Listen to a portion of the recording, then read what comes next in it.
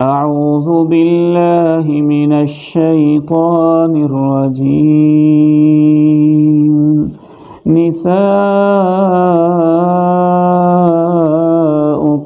حرث لكم فأتوا حرثكم أنى شئتم وقدموا لأنفسكم واتقوا الله واعلموا أنكم ملاقوه وبشر المؤمنين۔ سورہ البقرہ آیت نمبر 223۔ ترجمہ سماعت کیجیے۔ نساؤکم تمہاری بیویاں، حرث لکم تمہارے لیے کھیتی ہیں، فأتوا حرثکم تم اپنی کھیتی میں آؤ، انا شئتم جیسے تم چاہو، وقدموا اور آگے بھیجو، لانفسکم اپنے لیے، واتقوا اللہ اللہ سے ڈر کر رہو، واعلموا انکم ملاقوہ اور جان لو کہ بے شک تمہیں اس سے ملاقات کرنا ہے، وبشر المؤمنین اور ایمان والوں کو خوشخبری سنا دیجیے۔ سورہ البقرہ کی تفسیر اللہ کی توفیق سے جاری ہے، اور اس میں موضوع ہمارا چل رہا ہے نکاح، اس کے آداب، ازدواجی تعلقات کے حوالے سے احکام و مسائل۔ اس سلسلے کی یہ آیت مبارکہ قرآن مجید کی جامع ترین اور عظیم ترین آیت۔ اس کی تفسیر سے پہلے میں یہ عرض کرتا چلوں اپنے تمام ناظرین بھائیوں سے، بہنوں سے، کہ آپ قرآن مجید کی تفسیر سیکھ رہے ہیں۔ اسے اسی نیت سے ہم نے سننا ہے، سیریسلی سننا ہے، سنجیدگی کے ساتھ سننا ہے، کلام اللہ سمجھ کر سننا ہے۔ انشاءاللہ جس طرح سے آخرت اور سیرت کے بارے میں آیات بینات کا ہر حرف 10 نیکیوں کے برابر ہے، نکاح کے آداب اور اس طرح کے مسائل کو ڈسکس کرنے والی آیات بھی اللہ کا کلام ہیں، ان کا بھی ایک ایک حرف 10 نیکیاں ہمیں دینے کا باعث ہے انشاءاللہ تعالی۔ تو آئیے شروع کرتے ہیں۔ پہلی بات اللہ تعالیٰ نے فرمائی، نساؤکم تمہاری بیویاں، حرث لکم تمہارے لیے کھیتی ہیں۔ اس کا شان نزول بیان کرتے ہوئے جناب عبداللہ ابن عباس رضی اللہ تعالی عنہ اور سیدنا جابر رضی اللہ تعالی عنہ اور دیگر صحابہ سے مختلف واقعات کوٹ ہوئے ہیں۔ ان میں سے چند ایک میں آپ کے سامنے رکھتا ہوں۔ حضرت جابر رضی اللہ تعالیٰ عنہ صحیح بخاری میں بیان کرتے ہیں، یہ حدیث نمبر 4528 ہے۔ جناب جابر کہتے ہیں، کانت الیہود تقول یہودی کہا کرتے تھے، اذا جامعها من ورائها کہ کوئی مرد جب عورت کو الٹے منہ لٹا کر اس کے ساتھ تعلق قائم کرتا ہے تو بچہ بھینگا پیدا ہوتا ہے، جاء الولد احول، بچہ بھینگا پیدا ہوتا ہے۔ تو اس وجہ سے یہ آیت نازل ہوئی، اس کا حکم بیان کرنے کے لیے یہ آیت نازل ہوئی۔ اصل معاملہ یہ ہے کہ سیکس کے حوالے سے مکہ مکرمہ میں جو مہاجرین تھے، جو مکہ سے ہجرت کر کے گئے، مکی کلچر اور تھا، اور مدینہ منورہ کے لوگوں کا کلچر اور تھا۔ وہاں یہودیوں کا غلبہ تھا، اور یہودیوں نے جیسے اور بہت سارے مسائل میں اپنی طرف سے پابندیاں عائد کر رکھی تھیں، انہوں نے یہ پابندی بھی عائد کر رکھی تھی، اور ان کے ہاں پورے مدنی کلچر کے اندر یہ بات یہودیوں کی وجہ سے مشہور تھی کہ میاں بیوی کے ساتھ تعلق قائم کرتے ہوئے یہ ضروری ہے کہ صرف ایک ہی پوزیشن ہو، یعنی عورت چٹ لیٹی ہو سیدھی، اور اس کا منہ آسمانوں کی طرف ہو، اور اس طرح سے مرد اس کے ساتھ تعلق قائم کرے، بس یہ انہوں نے خود ساختہ پابندی عائد کر رکھی تھی۔ تو ہوا یوں کہ جب مکہ مکرمہ سے مسلمان ہجرت کر کے مدینہ پہنچے تو ظاہر ہے انصار مدینہ عام حالات میں وہ بھی یہودی کلچر کو اسلام کے آنے سے پہلے اڈاپٹ کرتے تھے۔ وہ سمجھتے تھے یہودی پڑھے لکھے لوگ ہیں، ان کے پاس تورات کا علم ہے، ان کے پاس آسمانی علم ہے، پیغمبروں کو ماننے والے ہیں، تو بہت سارے معاملات میں وہ یہودیوں کو، جوز کو فالو کرتے تھے۔ تو اب جب مہاجرین کی شادیاں ہوئیں اور ان میں وہ عورتیں بھی آئیں جن کا تعلق مدینہ منورہ سے تھا، انصار کی خواتین، اور جب میاں بیوی کے آپس میں تعلقات کا مرحلہ آیا تو کئی ایسے کیسز رپورٹ ہوئے کہ جب مکی ایک خامد نے، مہاجر خامد نے اپنی بیوی سے ڈیمانڈ کی اس پوزیشن کے علاوہ کسی اور پوزیشن میں انٹر کورس کی تو اس نے انکار کر دیا۔ اس نے کہا ہمارے ہاں تو ایسے نہیں ہوتا، اور اس طرح کرنے سے تو بچہ بینگا پیدا ہوگا، یہ مسئلہ ہوگا، وہ مسئلہ ہوگا۔ تو یہ کیسز کئی طرح کے نبی علیہ الصلاۃ والسلام کے پاس رپورٹ ہوئے۔ ایک تو یہی روایت ہے صحیح بخاری کی کہ حضرت جابر نے اس کا یہ شان نزول بیان کیا۔ امام ابن کثیر رحمہ اللہ نے ایک اور روایت بھی کوٹ کی ہے جس میں باقاعدہ خواتین تک کوئی مسئلہ پیش ہوا اور انہوں نے بھی آ کے اس طرح کے مسائل پوچھے۔ سنن ابی داؤد کی ایک روایت میں بہت خوبصورت تفصیل بیان کی ہے جناب عبداللہ ابن عباس رضی اللہ تعالیٰ عنہ، مفسر قرآن نے، اور انہوں نے یہ پورے کلچر کی عکاسی کی ہے۔ تو جب یہ مسئلہ ہوا تو نبی علیہ السلام تک بھی یہ مسئلہ پہنچا اور یہ کیسز پہنچے، تو پھر یہ آیت نازل ہوئی، نساؤکم حرث لکم، تمہاری عورتیں تمہارے لیے کھیتیاں ہیں، فأتوا حرثکم، تم اپنی کھیتی میں آؤ، انا شئتم، جیسے تم چاہو۔ جیسے تم چاہو سے مراد ہے جس پوزیشن میں تم چاہو۔ قرآن مجید کے یہ جو الفاظ ہیں بہت جامع ہیں۔ اللہ تعالیٰ نے بیویوں کو کھیتی کہا تو مفسرین نے یہ لکھا ہے اس لفظ کی حکمت ڈھونڈتے ہوئے کہ عورت جو ہے اور اس کی شرمگاہ جو ہے یہ کھیتی ہے، مرد اور اس کے جسم سے نکلنے والے منی، نطفہ، یہ بیج ہے، یہ بیج اس کھیتی میں ڈالا جاتا ہے، اور جس طرح کھیتی میں بیج ڈالنے سے اللہ تعالیٰ پھل دیتا ہے، اس کھیتی میں بیج ڈالنے سے اللہ تعالیٰ پھل دیتا ہے، وہ پھل اولاد ہے۔ تو اس معنی میں اللہ تعالیٰ نے کہا نساؤکم حرث لکم، تمہاری بیویاں تمہارے لیے کھیتی ہیں۔ فأتوا حرثکم، تم اپنی کھیتی میں آؤ، کھیتی میں آؤ، دوبارہ یہ لفظ استعمال کیا، یہ نہیں کہا بیویوں میں آؤ، کیونکہ بیویوں کے پاس آنے کا لفظ استعمال ہوتا نا، جیسے چاہو بیویوں کے پاس آؤ تو اس کے مفہوم اور طرح کا ہوتا، یہ نہیں کہا فأتوا حرثکم، اپنی کھیتیوں میں آؤ، اور کھیتی عورت میں ایک ہی جگہ ہے، اور وہ ہے وہ جگہ جہاں سے بچی کی پیدائش ہوتی ہے۔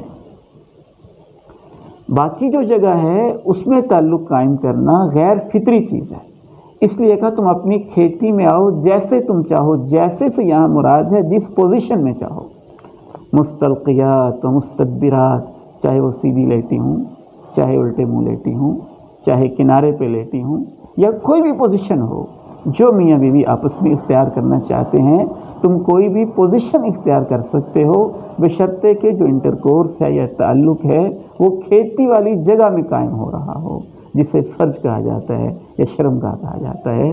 تعلق قائم کرنے کی جگہ صرف وہ ہے، پوزیشن جس پوزیشن میں تم چاہو اپنی کھیتی میں پہنچو۔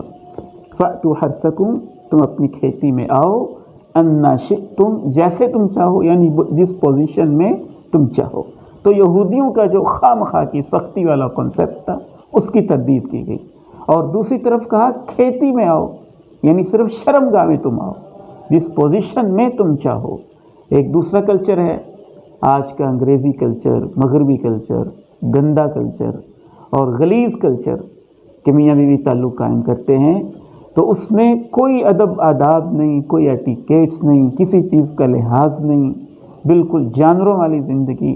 اور حتیٰ کہ بعض لوگ، میں بڑے افسوس کے ساتھ آپ کے ساتھ اور شرم کرتے ہوئے یہ بات شیئر کر رہا ہوں کہ ایسے کیسز اس وقت بھی موجود ہیں، اور بعض طرف سے ہمیں پہنچتے ہیں، لوگ ہم سے مسائل پوچھتے ہیں کہ آج بھی کچھ ایسے گندے مرد موجود ہیں جو اپنی بیوی کے ساتھ کھانے والی جگہ میں تعلق قائم کرنا چاہتے ہیں، جبکہ وہ کبیرہ گناہ ہے، بہت بڑا گناہ ہے۔ اللہ نے کھیتی کا لفظ استعمال کیا، اور کھیتی سے مراد ہے یہاں شرمگاہ، جہاں تعلق قائم کرنے سے بچی کی پیدائش والی جو جگہ ہے وہاں تعلق قائم کرو، جس پوزیشن میں تم چاہو۔ اس لیے اللہ نے کھیتی کا لفظ 2 دفعہ استعمال کیا۔ کھیتی ہے، اپنی کھیتی میں آؤ جیسے تم چاہو، یعنی جس پوزیشن میں تم چاہو۔ تو نہ تو اس طرح کی پابندیاں جو یہودیوں نے یا بعض لوگوں نے اپنی طرف سے بنا رکھی ہیں، میاں بیوی کا تعلق ہے، اللہ نے ان کو آزادی دی، جس پوزیشن میں جیسے تم چاہو اس تعلق کو قائم کرو، اور نہ اتنا کھلا رکھا کہ غیر فطری اور غیر انسانی طریقہ اپنایا جائے، اور نعوذ باللہ جس طرح سے مرد کے ساتھ غلط تعلق قائم کرتے ہیں وہ کیفیت عورت کے ساتھ اپنائی جائے، یہ کبیرہ گناہ ہے۔ یہاں پر بھی اسلام نے اعتدال کی راہ اپنائی ہے۔ جہاں تک اس بات کا تعلق ہے کہ اللہ تعالیٰ نے یہ جو کھیتی کا لفظ استعمال کیا ہے، اس میں ایک حکمت تو یہ واضح ہوئی کہ لفظ کھیتی کے اندر یہ مفہوم پایا جاتا ہے کہ جس طرح سے کسان بیج ڈالتا ہے اس نیت سے کہ مجھے یہاں سے پھل ملے گا، اس نیت کے ساتھ تم تعلق قائم کرو کہ اللہ مجھے یہاں سے اولاد دے گا، اور اس جگہ تعلق قائم کرو جہاں سے حصول اولاد کی توقع ہوتی ہے، یعنی عورت کی فرض۔ تیسری حکمت اس لفظ کے اندر یہ پائی جاتی ہے کہ جس طرح انسان کھیتی میں بیج ڈالنے کے لیے کھیتی کو تیار کرتا ہے، بالکل اس طرح سے عورت کی ضروریات ہوتی ہیں، اور اس کے لیے فور پلے یا ایسا انداز اپنایا جائے جس سے وہ اس تعلق کو خوشگواری کے ساتھ قائم کرنے کے لیے آمادہ ہو جائے۔ اور جس طرح سے کھیتی کی حفاظت کی جاتی ہے، اس طرح سے اپنی بیوی کی حفاظت کی جائے، اس کا خیال رکھا جائے۔ نساؤکم حرث لکم، تمہاری بیویاں تمہارے لیے کھیتی ہیں، فأتوا حرثکم، تم اپنی کھیتی میں آؤ، انا شئتم، جیسے تم چاہو، یعنی جس پوزیشن میں تم چاہو۔ جو غیر فطری پوزیشن ہے اس سے سختی کے ساتھ ہمارا دین منع کرتا ہے، اور وہ خود قرآن مجید کی اس آیت میں بھی اشارہ ہے کہ کھیتی کے علاوہ کسی اور جگہ سے آنا مناسب نہیں، اور جو پچھلی آیت ہم نے پڑھی تھی اس میں بھی اس طرف وضاحت موجود ہے۔ فَإِذَا تَطَهَّرْنَ، جب وہ پاک صاف ہو جائیں تو وہاں سے آؤ جہاں سے اللہ کا حکم ہے، یعنی فطری طریقہ کار کے مطابق۔ اور جو غیر فطری طریقہ ہے یہ کتنا بڑا گناہ ہے، اس بارے میں چند احادیث مبارکہ آپ کے سامنے رکھتا ہوں۔ ایک حدیث میں نبی علیہ الصلوۃ والسلام نے یہ ارشاد فرمایا، استحیو، شرم و حیا اختیار کرو، لیکن ان اللہ لا یستحی من الحق، حق بات کرنے سے اللہ نہیں شرماتا ہے۔ لا یحل ان تأتوا النساء فی حشوشہن، تمہارے لیے یہ جائز نہیں ہے کہ تم عورتوں کے ساتھ، اپنی بیویوں کے ساتھ تعلق قائم کرو دبر میں، گندگی والی جگہ میں جہاں سے حصول اولاد کی کوئی توقع نہیں۔ ایک اور حدیث میں اللہ کے پیارے نبی علیہ السلام نے ارشاد فرمایا، لا ينظر اللہ، اللہ اس بندے کی طرف نظر رحمت سے نہیں دیکھتا، اتا رجلا، جو آدمی کے ساتھ برا تعلق قائم کرتا ہے، او امرأتن، یا اپنی بیوی کے ساتھ تعلق قائم کرتا ہے، لیکن فی الدبر، دبر۔ آپ نے ان دونوں کو گویا اس حدیث میں برابر قرار دیا ہے۔ جس طرح سے مرد کا مرد کے ساتھ تعلق قائم کرنا بے حیائی اور کبیرہ گناہ ہے، بالکل اسی طرح سے ایک خاوند کا اپنی بیوی کے ساتھ غیر فطری طریقے کے ساتھ دبر میں تعلق قائم کرنا ویسے ہی کبیرہ گناہ ہے۔ دونوں کی طرف اللہ قیامت کے دن نظر رحمت سے نہیں دیکھیں گے۔ اور آگے بڑھیے، ایک اور حدیث میں تو اس کو کفر کہا گیا، کفر۔ بعض صحابہ سے، تابعین سے یہ مسئلہ پوچھا گیا تو انہوں نے کہا کوئی مسلمان یہ کام کرتا ہے؟ یعنی یہ مسلمانوں کا کام نہیں، یہ تو کافروں کا کام ہے، وہ اس طرح سے تعلق قائم کرتے ہیں۔ شرم و حیا اختیار کرنی چاہیے ان لوگوں کو جو کلمہ پڑھ کے اور اسلام اختیار کرنے کے بعد بھی اپنی بیویوں کو ایسے فعل کے اوپر مجبور کرتے ہیں، وہ کبیرہ گناہ کا ارتکاب کرتے ہیں۔ نہ ان کے لیے مجبور کرنا جائز ہے، نہ ہی اس طرح کے غلط ڈیمانڈ اور غلط مطالبے کو پورا کرنا عورت کے لیے جائز ہے۔ ایک اور حدیث میں رسول اللہ صلی اللہ علیہ وسلم نے ارشاد فرمایا، حضرت ابو ہریرہ رضی اللہ تعالیٰ عنہ اس حدیث کے راوی ہیں اور سنن نبی داؤد کی حدیث ہے، ملعون من اتی امرأۃ فی دبورہا، جو اپنی بیوی سے دبر میں تعلق قائم کرتا ہے وہ شخص ملعون ہے، یعنی اس پر اللہ کی لعنت ہے، وہ ایسا کام کر رہا ہے جو قابل لعنت ہے۔ ایک اور حدیث میں تو رسول اللہ صلی اللہ علیہ وسلم نے اسے کفر قرار دیا۔ یہ حدیث سماعت کیجیے، حضرت ابو ہریرہ رضی اللہ تعالیٰ عنہ اس حدیث کے راوی ہیں، مسند احمد کی حدیث ہے، سنن نبی داؤد وغیرہ میں موجود ہے۔ من اتی حائضا، جو شخص ناپاکی کے ایام میں، ماہواری کے ایام میں اپنی بیوی سے تعلق قائم کرے، او امرأۃ فی دبورہا، یا اپنی بیوی سے اس کی دبر میں تعلق قائم کرے، او کاہنا، یا کسی کاہن غیب کی خبریں بتانے والے کے پاس آئے اور ان کی تصدیق کرے، فقد کفر بما انزل علی محمد، تو اس نے ان تعلیمات کا کفر کیا ہے جو حضرت محمد صلی اللہ علیہ وسلم پر اللہ نے نازل کی۔ تو یہ مسئلہ یہاں تک واضح ہوا۔ اب اس آیت مبارکہ کو دوبارہ سنیے، نساؤکم حرث لکم، تمہاری بیویاں تمہارے لیے کھیتی ہیں، فأتوا حرثکم، اپنی کھیتی میں آؤ جیسے تم چاہو، یعنی جس پوزیشن میں تم چاہو۔ بلکہ میں یہاں پہ یہ ریکمینڈ کرنا چاہوں گا کہ بہت سارے میاں بیوی کے مسائل میں ڈائیورس، سپریشن اور طلاق کی ایک اہم وجہ یہ بھی ہوتی ہے کہ وہ جو ازدواجی تعلقات ہیں، انٹرکورس کے معاملات ہیں، ان سے اور ان کے آداب سے واقف نہیں ہوتے ہیں۔ تو اس لحاظ سے وہ شرعی حوالے سے بھی گناہ گار ہو رہے ہوتے ہیں، اور بعض دفعہ سیٹسفیکشن نہ ہونے کی وجہ سے ان کے درمیان سپریشن، لڑائی جھگڑے اور طلاق تک بھی نوبت پہنچ جاتی ہے۔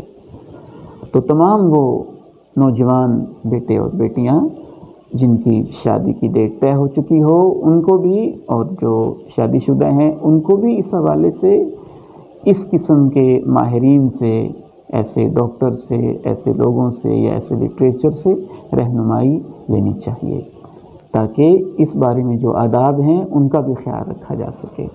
اس حوالے سے الحمدللہ اسلامی کتب بھی موجود ہیں، ان کو بھی اسٹڈی کرنا چاہیے، ان کا بھی مطالعہ کرنا چاہیے۔ ایک ہمارے فاضل دوست ہیں، ان کی کتاب ہدیۃ العروس بشر حسین لاہوری صاحب، اس موضوع پہ ایک اچھی بک ہے۔ اس طرح تحفۃ العروس اس موضوع پہ وہ بھی ایک اچھی کتاب ہے، اور شادی بیاہ کے موضوع پر کافی کتابیں مارکیٹ میں مل جاتی ہیں۔ اہل علم سے رہنمائی لے کے ان کی اسٹڈی کرنی چاہیے۔ اس حوالے سے آگے اللہ تعالیٰ نے کیا ارشاد فرمایا، یہ قرآن کی خوبصورتی ہے۔ اس طرح کے حساس مسائل کو بیان کرتے ہوئے بھی اللہ رب العزت فوراً ہماری توجہ آخرت کی طرف لے جاتے ہیں۔ ایک طرف یہ کہا تمہاری بیوی کھیتی ہیں، جہاں سے تم چاہو، جیسے تم چاہو ان کے پاس آؤ، اور ساتھ ہی اللہ نے کہا وَقَدِّمُوا لِأَنفُسِكُمْ، اپنی جانوں کے لیے کچھ آگے بھیجو، تمہیں موت آئے گی، اللہ کے پاس جانا ہے، آگے بھی بھیجو۔ آگے کیا بھیجو؟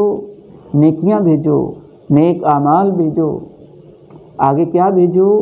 بیویوں سے تعلق قائم کرتے ہوئے یہ نیت کرو ثواب کی۔ کیسا خوبصورت دین ہے! ایک تو یہ نیت ہونی چاہیے بیوی کے ساتھ تعلق قائم کرتے ہوئے کہ میں نے اپنی عزت کی حفاظت کرنی ہے، اور میں نے اس کی عزت کی بھی حفاظت کرنی ہے۔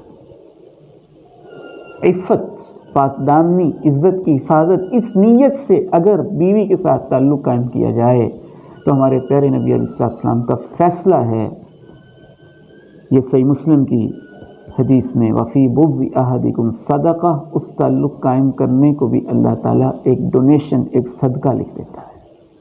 صحابہ نے پوچھا ہم اپنی شہوت پوری کرتے ہیں اور اس میں صدقے والی کیا بات ہے؟ آپ نے فرمایا اگر تم حرام طریقے سے پوری کرتے تو گناہ ہوتا، جی گناہ ہوتا، تو اگر جائز طریقے سے شہوت پوری کی جا رہی ہے تو اس میں اجر بھی ہے، ثواب بھی ہے۔ دوسری نیت اس میں نیک اولاد کی ہونی چاہیے۔ وَقَدِّمُوا لِأَنفُسِكُمْ، اللہ اس تعلق سے مجھے ایسی اولاد دے جو میرے لیے صدقہ جاریہ بنے، نیکی کی راہوں پہ چلے۔ اور وَقَدِّمُوا لِأَنفُسِكُمْ کی تفسیر میں بعض ائمہ نے یہ بھی لکھا کہ تعلق قائم کرنے سے پہلے دعا پڑھی جائے، تاکہ تعلق قائم کرتے ہوئے انسان اپنی جنسی خواہش کی تکمیل کر رہا ہو اور اس سے پہلے آخرت کے لیے بھی کچھ کر چکا ہو۔ اور وہ دعا یہ آپ نوٹ کر لیجئے اور اسے یاد کیجئے جن کو یاد نہیں ہے۔ جناب ابن عباس رضی اللہ تعالی عنہما ارشاد فرماتے ہیں کہ اللہ کے پیارے نبی صلی اللہ علیہ وسلم نے ارشاد فرمایا، لو ان احدکم اذا اراد ان یأتی اہلہ قال، اگر تم میں سے کوئی شخص اپنی بیوی کے پاس آتے ہوئے یہ دعا پڑھ لے، بسم اللہ اللہم جنبنا الشیطان وجنب الشیطان ما رزقتنا، بسم اللہ اللہم جنبنا الشیطان وجنب الشیطان ما رزقتنا، اللہ کے نام کے ساتھ اے اللہ ہمیں شیطان سے بچا لے اور جو رزق تو نے ہمیں دیا ہے شیطان کو اس سے دور کر دے۔ آپ نے ارشاد فرمایا اگر اللہ نے ان کی قسمت میں اولاد لکھی ہے تو اس دعا کی برکت سے شیطان کبھی نقصان نہیں پہنچا سکے گا۔ یہ صحیح بخاری کی حدیث نمبر 141۔ وَقَدِّمُوا لِأَنفُسِكُمْ، اپنے لیے آگے بھی بھیجو۔ اس دعا سے وہ پورا پروسیس ہی صدقے میں بدل رہا ہے، دعا بھی ہو رہی ہے اور اسلام نے اس کو کیسی نفاست دے دی ہے۔ قدموا لانفسکم میں یہ چیز بھی شامل ہے کہ آداب مباشرت کا خیال اور لحاظ رکھا جائے۔ اس میں ایک اہم ترین ادب جس میں اکثر لوگ غلطی کر جاتے ہیں، میاں بیوی تعلق قائم کرنے کے بعد اپنی یہ پرائیویٹ باتیں کسی کے ساتھ شیئر نہیں کر سکتے، نہ مرد کے لیے جائز ہے نہ عورت کے لیے جائز ہے، بلکہ رسول اللہ صلی اللہ علیہ وسلم ارشاد فرماتے ہیں ان من اشر الناس عند اللہ منزلۃ، اللہ کے ہاں بدترین لوگوں میں سے وہ انسان ہے جو اپنی بیوی سے تعلق قائم کرے، اس کی بیوی اس کے ساتھ تعلق قائم کرے، ثم ینشر سرها، پھر راز کی باتیں پھیلائے، آگے شیئر کرے، بیان کرے۔ بعض لوگ اسے اللہ تعالیٰ معاف فرمائے شیطان نے عجیب ان کے تصورات بنا رکھے ہیں، اپنی پتہ نہیں کس سوچ کے تحت ویسی باتیں سر عام سر محفل کر رہے ہوتے ہیں۔ جہاں یہ بے حیائی ہے وہاں ایسا انسان اللہ کے نزدیک بدترین جگہ پہ کھڑا ہوا ہے اور اس کی کوئی اجازت نہیں دی گئی۔ اس لیے اللہ کے پیارے نبی علیہ السلام پر جو تعلیمات اللہ نے نازل کی، کیا خوبصورتی سے اس موضوع کو بھی اللہ تعالیٰ نے اپنے قرآن میں بیان کیا۔ کہا وَقَدِّمُوا لِأَنفُسِكُمْ، اپنے لیے آگے بھی بھیجو، وَاتَّقُوا اللَّهَ، اللہ سے ڈر جاؤ، اللہ سے ڈر جاؤ، وَاعْلَمُوا أَنَّكُمْ مُلَاقُوهُ، اور یقین رکھو کہ تم نے اس سے ملنا ہے، آخر تو اس کے پاس جانا ہے۔ وَاعْلَمُوا أَنَّكُمْ مُلَاقُوهُ وَبَشِّرِ الْمُؤْمِنِينَ، ایمان والوں کو خوشخبری دے دو۔ انشاءاللہ ان آداب کے ساتھ اگر تعلق قائم کیا ہے تو ایمان والوں کے لیے خوشخبری، دنیا میں بھی ان کے لیے یہ صدقہ ہے، ڈونیشن ہے، اللہ نے ان کو آزادی دی ہے، جس پوزیشن میں چاہیں تعلق قائم کریں، اور انشاءاللہ اس نیک جوڑے کو اللہ تعالیٰ جنتوں میں اپنی طرف سے اور نعمتیں اور محلات اور بشارتیں اور نامعلوم کیا کچھ انعامات ہیں جو اللہ نے آخرت بھی رکھے ہیں۔ وبشر المؤمنین، ایمان والوں کو خوشخبری سنا دیجیے۔ اسی کے ساتھ ہمارا آج کا درس مکمل ہوا۔ اللہ تعالیٰ سے دعا ہے زندگی کے ہر پہلو میں رب کریم ہمیں اپنی اس عظیم کتاب قرآن مجید فرقان حمید سے رہنمائی لینے کی توفیق نصیب فرمائے۔ وآخر دعوانا ان الحمد للہ رب العالمین۔ بہت شکریہ۔